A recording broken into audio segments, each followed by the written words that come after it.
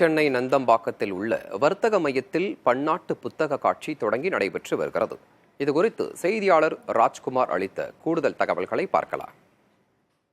சென்னை நந்தம்பாக்கம் வர்த்தக மையத்தில் பன்னாட்டு புத்தக கண்காட்சி 3வது ஆண்டாக நேற்று தொடங்கி நடைபெற்று வருகிறது.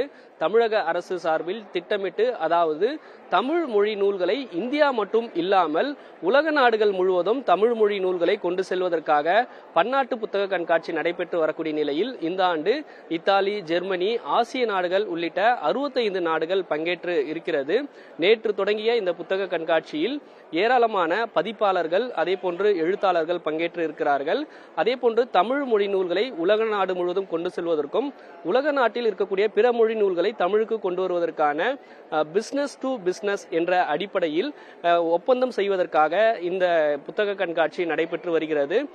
கடந்த ஆண்டு 700 புத்தகங்கள் ஒப்பந்தம் செய்யப்பட்டிருக்கக்கூடிய நிலையில் இந்த ஆண்டு கிட்டத்தட்ட ஒரு 1000 நூல்களை ஒப்பந்தம் செய்வதற்கான நடவடிக்கை திட்டமிட்டு இருப்பதாக தெரிவித்திருக்கிறார்கள். அதே போன்று தமிழ் நூல்களை மொழிபெயர்ப்பு செய்வதற்காக தமிழக அரசு 3 கோடி ரூபாய் ஒதுக்கீடு செய்து அதை நடைமுறைக்கு கொண்டு வருவதற்கான ஏற்பாடுகளும், அதே போன்று எழுத்தாளர்கள், பதிப்பாளர்களுக்கு உதவக்கூடிய வகையில் மொழிபெயர்ப்பாளர்களும் இந்த புத்தக கண்காட்சிக்கு பயன்படுத்தப்பட்டு அதற்கான நடவடிக்கை எடுக்கப்பட்டு இருப்பதாக தெரிவித்திருக்கிறார்கள்.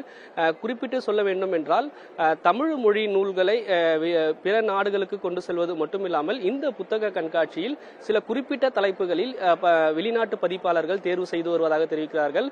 குழந்தைகள் தொடர்பான புத்தகங்கள், தமிழ் மொழி நூல்கள், அறிவியல், அதே போன்று தமிழ் பண்பாடு உள்ளிட்ட பல தலைப்புகளை தேர்வு செய்து வெளிநாட்டு மொழிகளுக்கு ஒப்பந்தம் செய்வதற்கான நடவடிக்கையும் திட்டமிட்டு இருப்பதாகவும், இறுதியாக நாளை மாலை எவ்வளவு நூல்கள் ஒப்பந்தம் செய்யப்படுவதற்கான அறிவிப்பு செய்ய இருப்பதாகவும் தமிழக அரசு சார்பிலும் தெரிவிக்கின்றனர். புதிய தலைமுறைக்காக ஒளிப்பதிவாளர் அஸ்வினுடன் செய்தியாளர் ராஜ்குமார்.